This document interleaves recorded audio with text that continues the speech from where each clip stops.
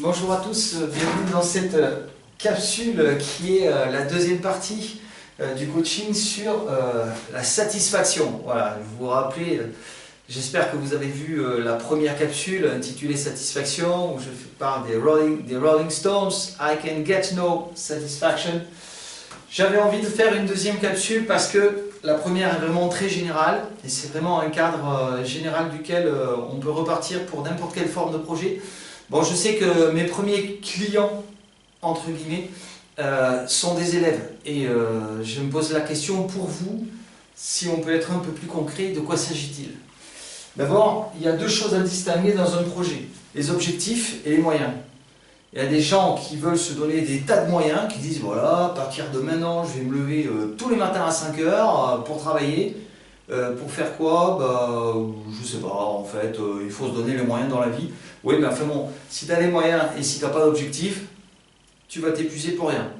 Donc, première chose, les objectifs. Alors, très basiquement, ils sont, on pourrait dire, de deux natures différentes. Il y a les objectifs qui sont là pour gagner de l'argent, maintenant ou plus tard, et donc faire bouillir la marmite, et donc payer le loyer, etc., et éventuellement s'enrichir.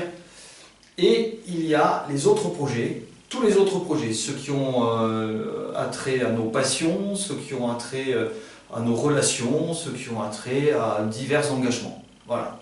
Alors, on va commencer par ceux qui sont peut-être les plus sensibles pour un certain nombre d'entre vous, c'est les projets pour gagner de l'argent. Si vous êtes élève, étudiant, ou bien que vous vous interrogez dans un cadre professionnel. Donc, études, scolarité, profession.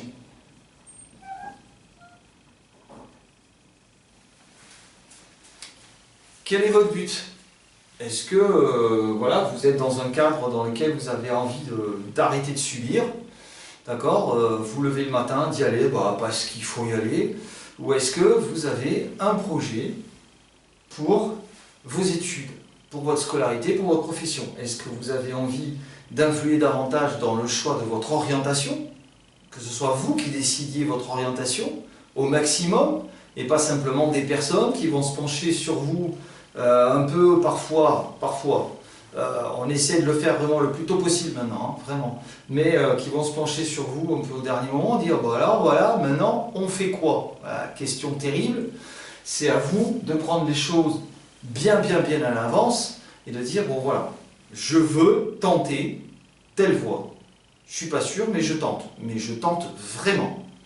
Ok, donc des questions d'orientation. Est-ce qu'il s'agit pour vous de préparer un examen ou un concours? Est-ce qu'il s'agit pour vous, dans le cadre professionnel, d'essayer d'avoir une promotion? Est-ce qu'il s'agit pour vous, alors ultra basiquement, les élèves et les étudiants, d'augmenter votre moyenne? Est-ce qu'il s'agit pour vous de rentrer, si vous êtes au niveau professionnel, de rentrer dans un cadre de formation continue? Voilà. Donc pour ça, il y a des moyens à prendre. Mais il faut peut-être en avoir conscience et le décider. Moi par exemple, je peux m'adresser à mes élèves et vous dire, chers amis, vous êtes dans un cadre, là où vous êtes, l'école est obligatoire. Ok, qu'est-ce que vous en faites? Voilà. Il ne s'agira pas de dire je suis dans un bon lycée, je ne suis pas dans un bon lycée, un bon collège, pas un bon collège, et puis voilà, le système fait ce qu'il peut. Voilà. Voilà. Le maillon principal du système, c'est vous. Alors, qu'est-ce que vous décidez? Est-ce que vous voulez augmenter votre moyenne? Est-ce que vous voulez enfoncer la porte, mais par la voie intellectuelle, pour avoir une orientation qui est celle que vous voulez, qui est celle que vous décidez? Voilà. Deuxième type d'objectif, on pourrait dire, il y a les autres projets par rapport à vos passions, par rapport à des relations, etc. Est-ce que vous avez envie de vous donner les moyens pour, dans 2 ans, 3 ans, 5 ans, faire un tour du monde. Alors bon, quand on est élève en lycée, on n'a peut-être pas ça tout de suite dans la tête, mais vous avez peut-être envie de faire des choses qui sortent de l'ordinaire. Vous avez peut-être envie d'atteindre un niveau d'excellence en sport, ou tout simplement vous mettre, tenter un sport juste pour le plaisir, vous mettre à un instrument de musique, vous mettre à la peinture, voilà. Donc, est-ce que vous prenez la décision ou pas? Après, on prend les moyens de rentrer dans un projet. Comme ça change la vie. On arrête de se lever le matin en subissant sa journée en disant, voilà, la première baffe, elle arrive à 8 h, la deuxième à 9 h, la troisième à 10 h, et on va essayer de rester debout jusqu'à la fin de la journée. Non, je pense que c'est la pire manière d'envisager sa journée, même si des fois on n'a pas le choix. Objectif. Une fois que les objectifs sont décidés, on prend des moyens. Alors les moyens sont de plusieurs catégories, j'en ai listé 5, c'est peut-être pas exhaustif. Le premier qui me vient à l'esprit et qui fait souvent défaut, malheureusement, en particulier, quelles que soient les catégories, mais les élèves et les étudiants aussi, même si vous êtes jeunes, c'est l'énergie.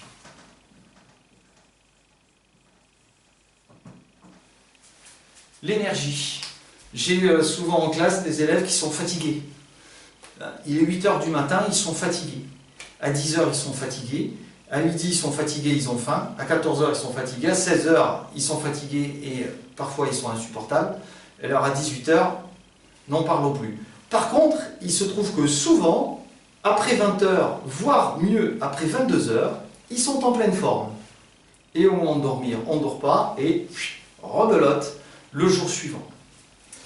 Comment gérez-vous votre énergie? 3 piliers pour l'énergie: le sommeil, la nourriture et l'activité physique. Le sommeil, la nourriture, l'activité physique.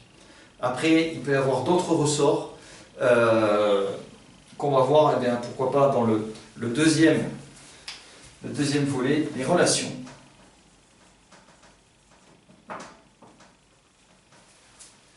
Nous sommes tous très très sensibles aux relations que nous entretenons. Nous sommes tous très sensibles aux personnes avec qui nous sommes en contact et celles avec qui nous sommes souvent en contact. Là, je vais peut-être vous choquer, apparaître un peu directif, mais de toute façon, on s'en moque, puisque vous prenez des notes, vous décidez ce que vous voulez, vous faites ce que vous voulez. Mais l'impact des relations dans une vie est décisif. Il peut être parfois extraordinaire, d'autres fois il peut être catastrophique. Il vous appartient de prendre la décision d'apprendre à gérer vos relations. Quelles sont les relations qui vous tirent vers le haut? Quelles sont les relations qui vous tirent vers le bas? Ça, c'est une clé non seulement de la réussite, mais de façon générale du bonheur. Alors, il ne s'agit pas d'offrir des bonbons à tous les gens qui nous tirent vers le haut ou de castagner tous les gens qui nous tirent vers le bas, mais il s'agit soi-même déjà d'apprendre à gérer les distances, gérer les fréquences, gérer toutes sortes de choses. Troisième point, dans les moyens, la formation.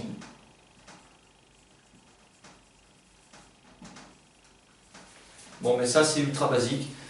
Pour se lancer dans un nouveau projet, ou bien pour performer dans un domaine dans lequel on est déjà, eh bien, il faut se former. Il faut accepter de lire. Il faut accepter de regarder des vidéos, et pas que les vidéos qui font rire, mais aussi, même si on en a besoin aussi, mais des vidéos qui vous apprennent des choses sur tout un tas de sujets, mais en particulier sur les sujets qui vous intéressent, sur les sujets que vous avez choisis. Voilà. Il existe actuellement une quantité phénoménale de formations qui circulent sur la toile, qu'on peut trouver dans les librairies, chez les marchands d'occasion, enfin partout. C'est à vous de prendre l'initiative. Si ça coûte trop cher, vous allez à la bibliothèque, vous louez, c'est gratuit. D'accord? Donc vous pouvez, si vous êtes à l'intérieur d'un établissement secondaire, faire un tour au CDI. Si vous êtes dans une université, à la bibliothèque universitaire. Voilà. il y a une connaissance colossale qui est à votre portée maintenant, qui est à notre portée. Il n'y avait pas une quantité si colossale à notre portée et gratuitement, ne serait-ce qu'il y a, je sais pas, 70, 80 ans, enfin, 50 ans déjà si ça commence à faire, mais voilà. Ensuite, avec tout ça, c'est bien beau, mais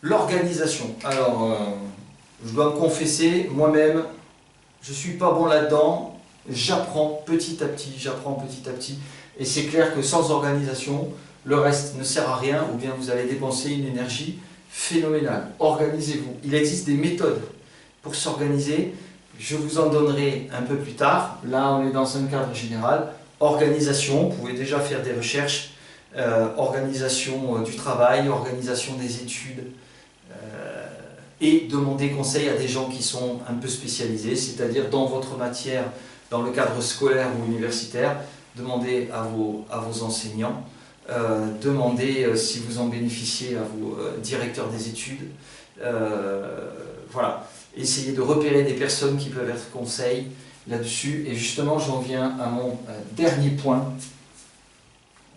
Alors là, on pourrait dire, il y a plusieurs types.